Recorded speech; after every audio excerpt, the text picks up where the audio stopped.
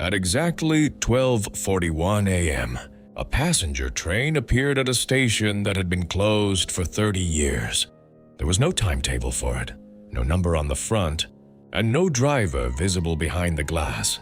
A young man named Ryan stepped inside because he believed the train could take him home faster. 7 minutes later, his phone showed a photograph of himself sitting in the same carriage, but the photograph was dated 26 years before he was born.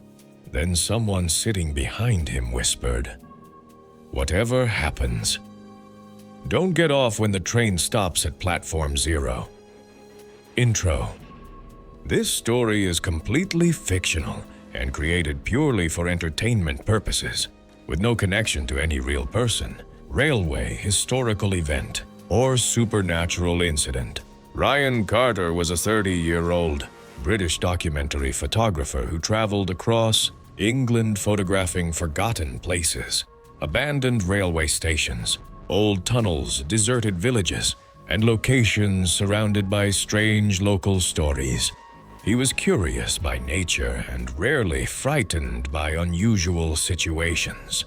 Ryan believed that darkness made ordinary places look mysterious and that most ghost stories were created because people misunderstood what they had seen. He had photographed abandoned stations before, but there was one location he had never visited: Blackwater Station, an old railway station somewhere in northern England that had been closed since the early 1990s. Ryan first heard about Blackwater while researching forgotten railway lines for a documentary project. According to old newspaper articles, the station had once been an important stop for trains traveling through the countryside. But after a serious accident in 1990, the railway company closed the station permanently. The strange part was that the accident report mentioned a passenger train that had never been officially identified. There were witnesses who claimed that another train had arrived at the station shortly before the accident, but railway records showed no such train existed. Ryan became fascinated by the mystery. One rainy evening in November, he drove toward the old station with his camera equipment, tripod, flashlight, spare batteries, and audio recorder. He arrived shortly before midnight. The road leading to Blackwater Station was narrow and surrounded by trees. There were no streetlights, no houses, and almost no traffic. As Ryan parked his car, he noticed an old railway sign hidden behind bushes. The paint had almost completely disappeared, but one word was still visible: Blackwater. Ryan grabbed his camera and walked toward the abandoned platform. The station looked exactly like the photographs he had found online. Broken benches, cracked concrete, rusted railway signs, and a small ticket office with boarded windows. The platform lights were long gone. The tracks were covered with weeds, and a thick layer of fog moved slowly across the rails. Ryan checked his phone. 12:18 a.m. He started photographing the station. Click, click, click.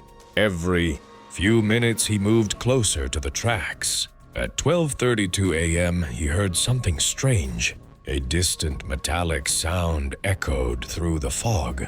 Ryan stopped photographing. He listened carefully. It sounded like a train. He looked down the tracks. Nothing. The sound disappeared.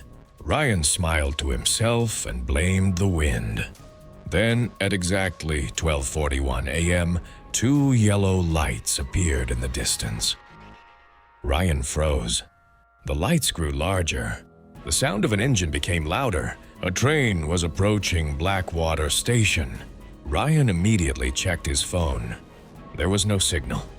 He looked at the railway tracks. They were covered in weeds, yet the train was moving directly toward him.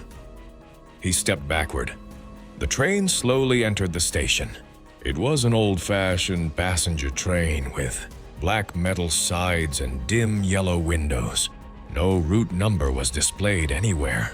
There was no destination board. Most strangely, Ryan couldn't see a driver in the front cabin. The train stopped directly in front of him. The doors opened. Ryan stood completely still. He knew he should leave. Then a voice came from inside the train. "Are you getting on?" Ryan looked through the doorway. Several passengers were sitting inside. Every one of them was completely silent. They looked ordinary, but something about them felt wrong. Some were staring at the floor. Others were looking out the windows. Nobody appeared to notice Ryan. Ryan checked his watch. 12:42 a.m. He took one photograph of the train. The flash illuminated the carriage. For a split second, Ryan thought he saw dozens of faces staring directly at him. Then the darkness returned. His curiosity won. He stepped onto the train. The doors closed behind him. Immediately, the temperature dropped. Ryan walked down the aisle and sat near a window. The seats were old but surprisingly clean. A small clock above the door showed 12:41 a.m. Ryan checked his watch again. 12:42. He looked outside. Blackwater Station disappeared behind the fog. The train began moving. Ryan opened his camera and reviewed the photograph he had taken. His hands suddenly became cold. The train photograph showed something impossible.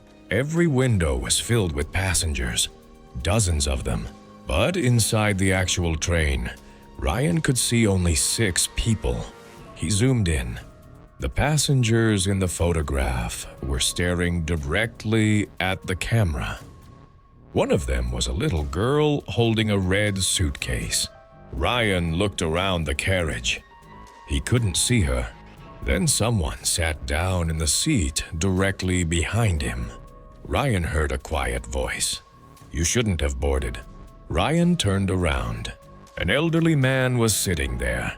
He wore an old, dark coat and held a folded newspaper in his hands. Ryan asked, "Where is this train going?" The man didn't answer. He simply looked at Ryan's camera. "You're photographing it." Ryan frowned. "Yes," the man whispered. "That's how it remembers you." Ryan laughed nervously. "What does that mean?" The elderly man slowly opened the newspaper. Ryan looked at the front page. The headline read, "Blackwater Train Disaster. 17 Missing." Ryan stared at the date, November 14th, 1990. "This is an old newspaper," Ryan said. The man nodded. "Yes," Ryan looked at him. "Where did you get it?" The man pointed toward the front of the carriage. "I was on that train." Ryan's heart began beating faster. "You're saying this is the train from 1990? The man didn't respond. Ryan looked through the window. Outside, the landscape was completely dark. No buildings, no roads, no lights, just endless fog. He checked his phone. Still no signal. Then the train suddenly slowed. A station sign appeared outside. Ryan could barely read it through the fog. Blackwater, Platform 0. Ryan's stomach tightened. He remembered the warning from an old online forum he had read while researching the station. A local user had written, "If you ever hear a train at Blackwater after midnight, don't board it. And if it takes you to Platform 0, don't get off." Ryan looked at the elderly man. "What happens at Platform 0? The man's expression changed. "Everyone gets off eventually." The train stopped. The doors opened. Ryan looked outside. There was no platform. There was only darkness. The elderly man whispered, "Don't move." Ryan stayed in his seat. Slowly, the other passengers began standing. One by one, they walked toward the doors. Ryan watched them disappear into the darkness. Then the little girl from his photograph appeared. She was holding the red suitcase. She walked past Ryan without looking at him. Before stepping outside, she stopped. She turned her head slightly and whispered, "He's waiting for you." Ryan felt a cold sensation run down his spine. "Who?" The girl stepped onto platform 0. The doors closed. The train started moving again. Ryan immediately looked at the elderly man. "Who is waiting for me?" The man stared at the floor. "The conductor?" Ryan looked toward the front. "There is no conductor." The man slowly raised his eyes. "Not where you can see him." Ryan stood up and walked toward the front carriage. The elderly man grabbed his wrist. "Don't," Ryan pulled away. "I need to know what's happening." He walked through the connecting door. The next carriage was empty. Then the next, and the next. Each carriage became darker. Ryan reached the front of the train. The driver's cabin door was slightly open. He looked inside. The driver's seat was empty. There were no controls. No engine controls. Nothing. Only an old brass bell hanging from the ceiling. Ryan raised his camera. Click. The flash revealed a figure sitting in the driver's seat. Ryan jumped backward. He looked again. The seat was empty. He checked the photograph. A tall man in a black railway uniform was sitting behind the controls. His face was hidden in shadow. Ryan zoomed in. The man's hand was resting on the steering mechanism, but the train had no steering mechanism. Then Ryan noticed the man's other hand. He was holding a photograph. Ryan zoomed further. The photograph showed Ryan standing at Blackwater Station, but Ryan was wearing different clothes. The photograph was dated November 14th, 1990. Ryan dropped the camera. Suddenly, the train's lights went out. Complete darkness filled the carriage. Ryan heard footsteps coming from behind him. Slow footsteps, one step at a time. He didn't turn around. The footsteps stopped directly behind him. A voice whispered near his ear. "You were supposed to board 26 years ago." Ryan's heart stopped. He slowly turned. Nobody was there. The lights came back on. The elderly man was standing at the end of the carriage. "Ryan," he said, "how do you know my name?" The man's face became pale. "Because we've been waiting." Ryan stepped backward. "Who are you?" The man looked at the empty seats. "My name is Thomas. I was a passenger on this train in 1990, Ryan asked. "Then why are you still here?" Thomas answered. "Because I never got off." Ryan stared at him. "How long have you been riding this train?" Thomas looked at the clock. 26 years. Ryan looked at his phone. It was still November 2026. "That's impossible," Thomas whispered. "On this train, time doesn't move. Forward." Ryan suddenly noticed that the clock above the door was still showing. 12:41 a.m. His watch showed 12:56. His phone showed 12:57. The train clock never changed. Thomas continued. "Every passenger who boards gives the train one memory." Ryan asked, "Why?" Thomas looked directly at him. "Because that's the price of getting off." Ryan stared at the floor. "What happens if I don't give it a memory?" Thomas whispered.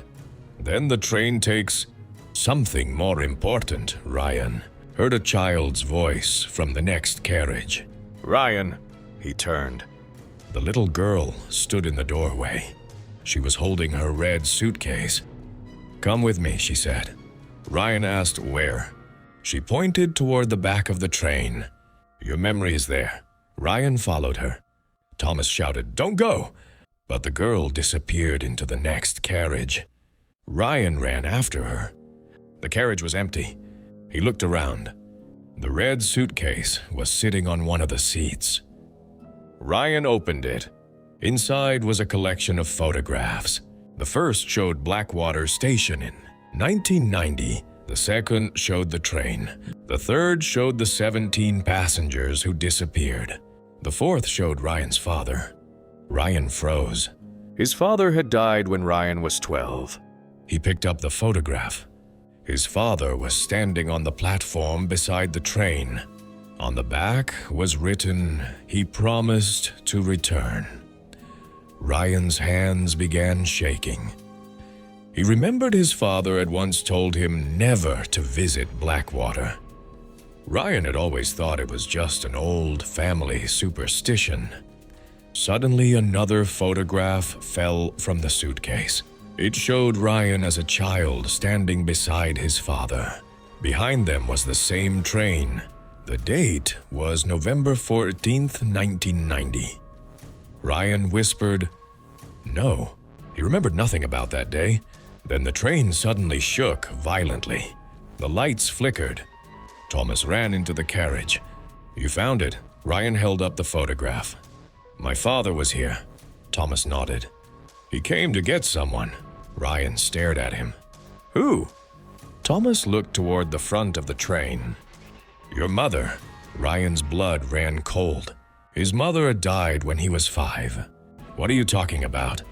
Thomas whispered, "Your mother didn't die in an accident." Ryan stepped backward. "What did you say?"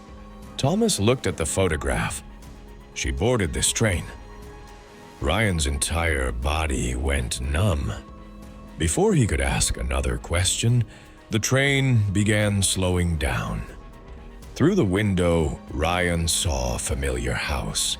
It was his childhood home, but it looked exactly as it had 25 years earlier. A little boy was standing outside. Ryan recognized himself. He watched his younger self standing beside his mother. Then the train stopped. The doors opened. Ryan's mother appeared on the platform. She looked exactly as he remembered her. She smiled. "Ryan!" Ryan stepped forward. Thomas grabbed him. "Don't." Ryan looked at him. "That's my mother." Thomas shook his head. "It's a memory." His mother smiled again. "Come home." Ryan's eyes filled with tears. "Mom?" She extended her hand. "You don't have to stay on the train." Ryan almost stepped off. Then he noticed something. His mother's feet weren't touching the ground. Ryan stopped. Her smile disappeared. Her face slowly became pale. Her eyes turned black. Thomas shouted, "Don't look at her!" Ryan closed his eyes. The doors slammed shut. The train began moving again.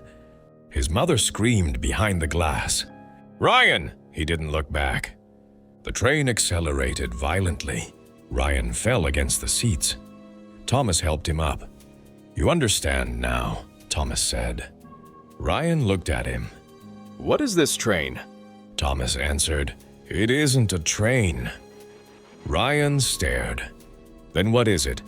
Thomas whispered, "It's a place where people go when they refuse to let go of the past." Ryan looked toward the dark window.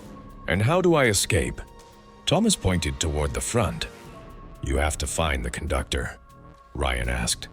"The man in the photograph?" Thomas nodded. "And when you find him, don't ask him to take you home." "Why?" Thomas replied, "Because he will." Ryan didn't understand. Thomas continued, "He'll take you home to the exact moment you boarded the train. But you won't be alive when you arrive." Ryan looked at him in horror. "Then what am I supposed to do?" Thomas whispered, "Tell him you don't want to go back." The train lights suddenly turned red. The brass bell in the driver's cabin rang once. Dong!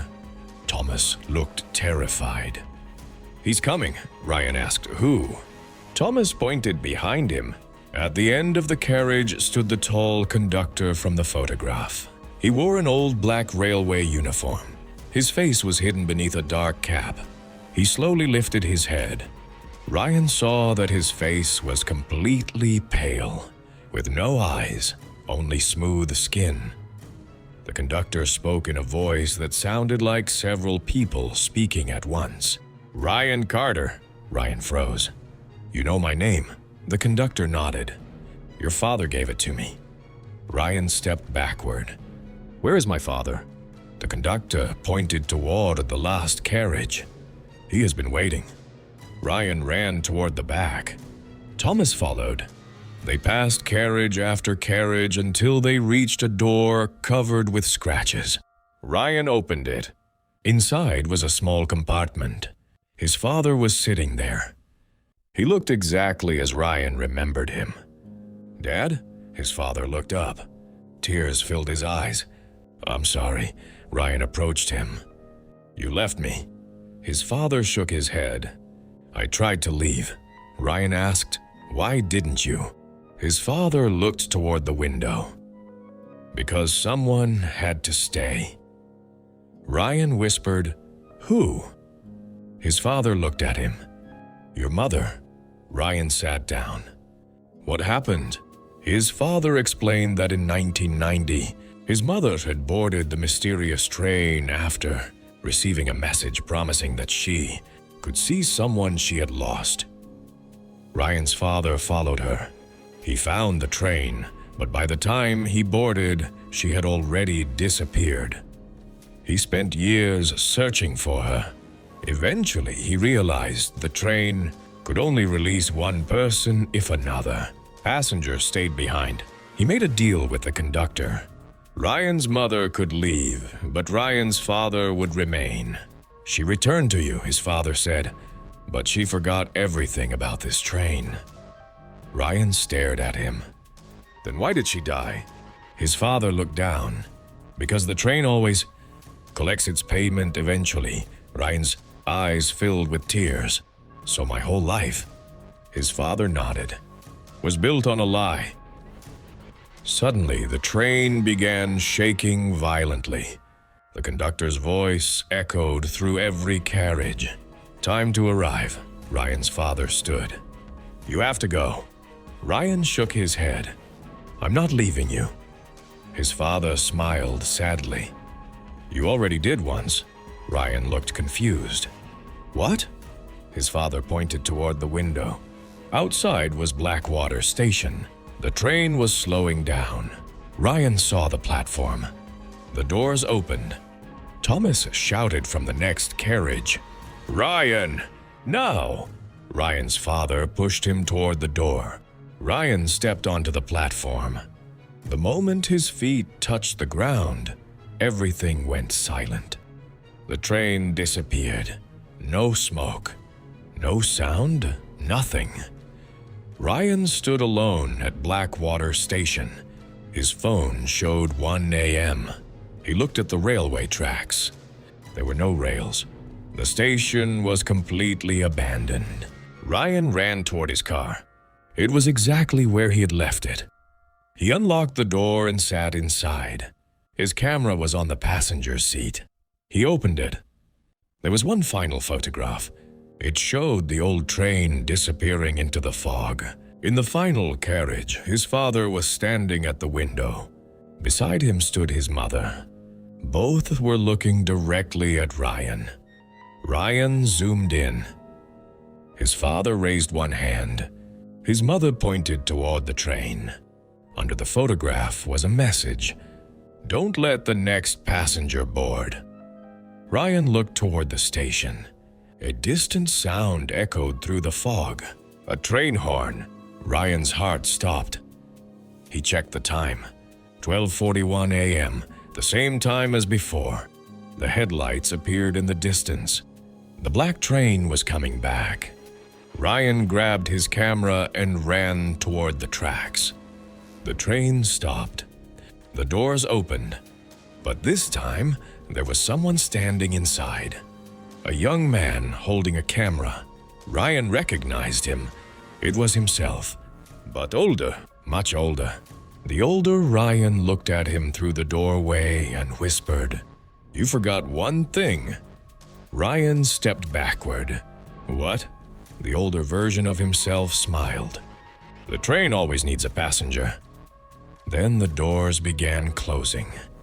Ryan suddenly heard a voice behind him, a little girl's voice. "Ryan," he turned. The girl with the red suitcase stood on the platform. She pointed toward the train. "It's your turn to drive." Ryan looked toward the front cabin. The conductor was gone. The driver's seat was empty, and on the control panel was a single photograph of Ryan, dated November 14th, 2052. Ryan realized with horror that the train hadn't brought him back to 2026. It had brought him to the beginning of something that had not happened yet. The doors closed. The train disappeared into the fog. Ryan stood alone on the abandoned platform, holding the photograph. On the back were 6 words. "Next time, you will be the conductor." And from somewhere deep beneath the tracks came the sound of a brass bell ringing once, dong, then twice, dong, dong, and somewhere in the darkness, a train began approaching again. Ryan didn't move. He stood on the abandoned platform with the old photograph trembling in his hand, listening to the distant sound of the train growing louder through the fog. He wanted to run, but something inside him told him that running would only make the situation worse. The rails began to vibrate beneath his feet, even though they had disappeared moments earlier. Then a single yellow light appeared between the trees. Another followed. Slowly, the same black train emerged from the darkness, but this time it looked different. The windows were completely black, and instead of the old yellow lights, a faint red glow came from inside every carriage. The train stopped directly in front of Ryan. The doors opened. Nobody stepped out. Ryan raised his camera and took a photograph. When the flash disappeared, he saw dozens of passengers standing inside the carriage. Every passenger was staring at him. Then Ryan noticed something horrifying. Every person inside the train had his face.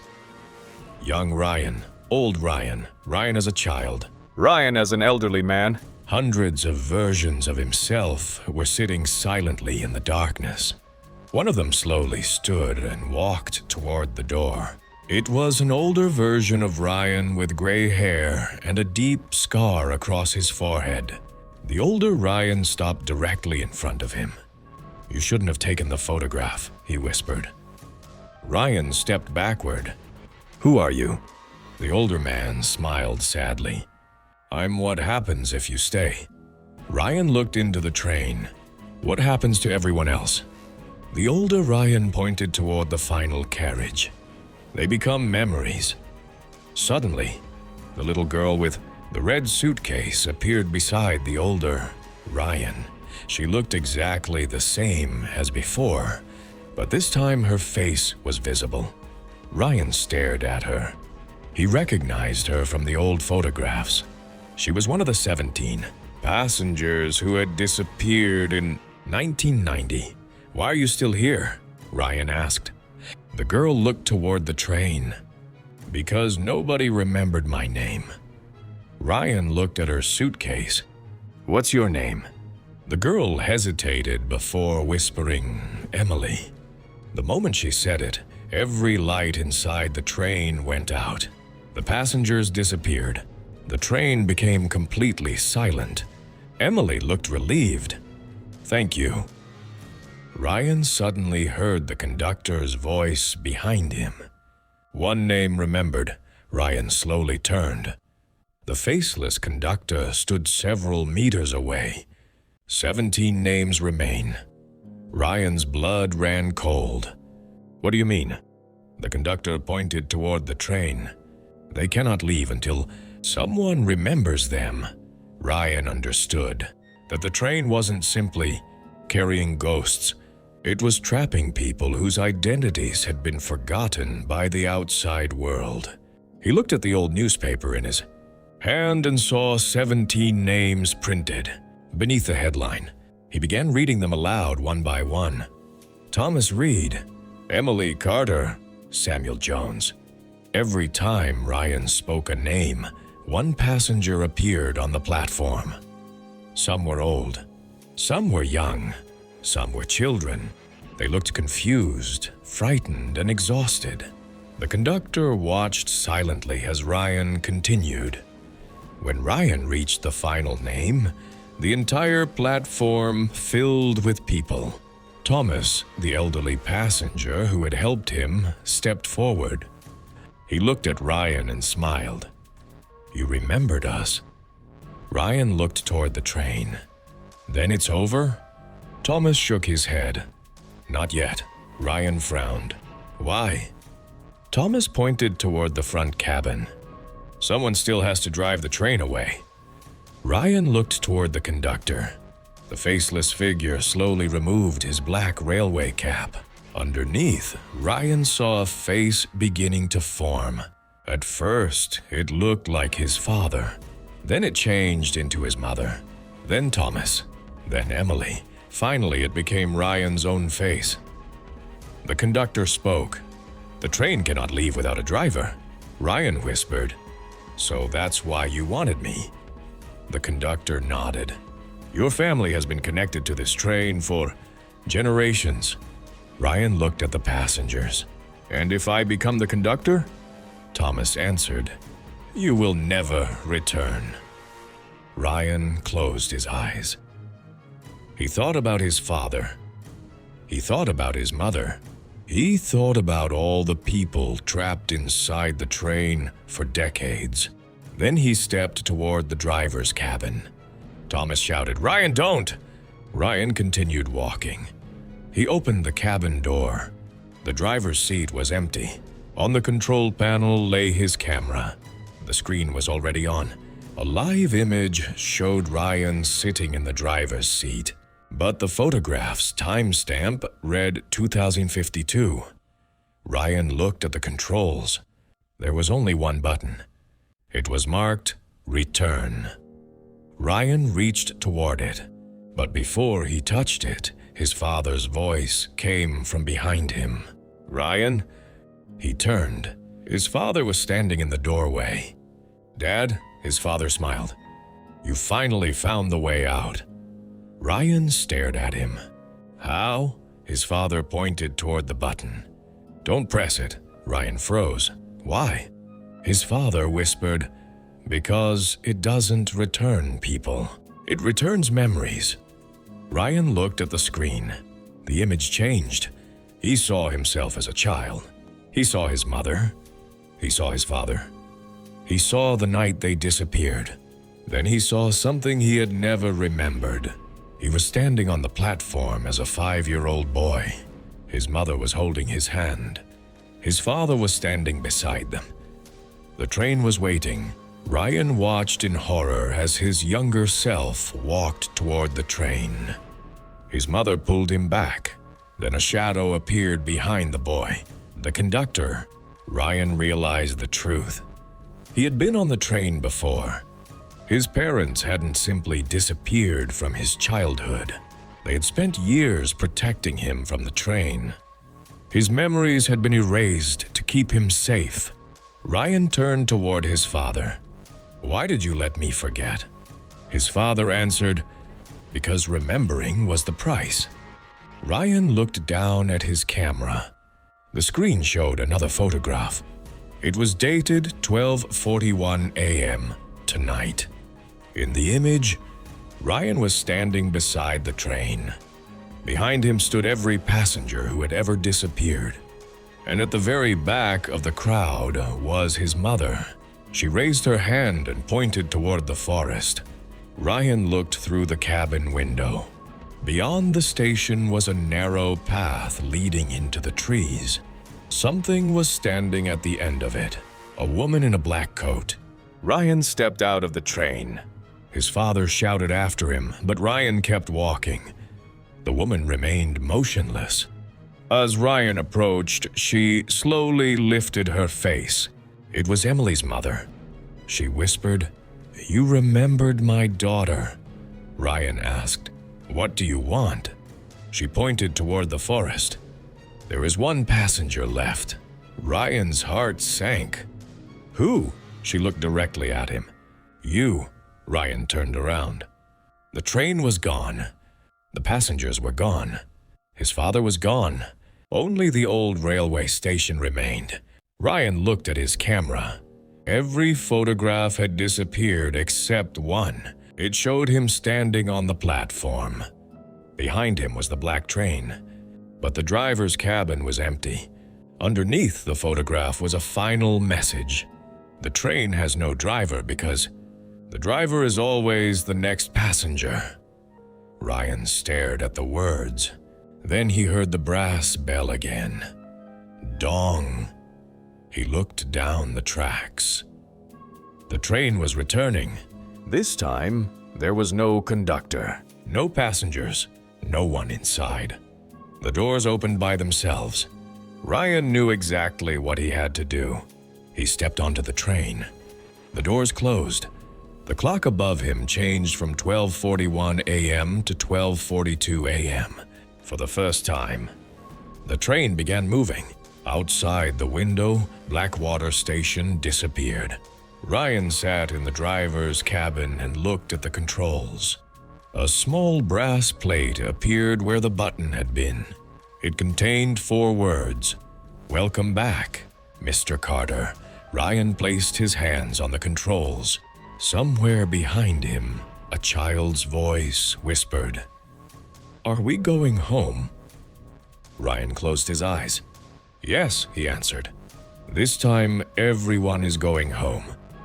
The train accelerated into the darkness, carrying the forgotten passengers toward a destination that no timetable had ever recorded. But miles away, in another town, a young photographer was standing outside an abandoned railway station. He checked his camera, looked at his watch, and noticed the time. 12:41. A distant train horn echoed through the night. He smiled and raised his camera towards the approaching lights. And on the front of the train, barely visible through the fog, was a new destination sign. Blackwater, next passenger required.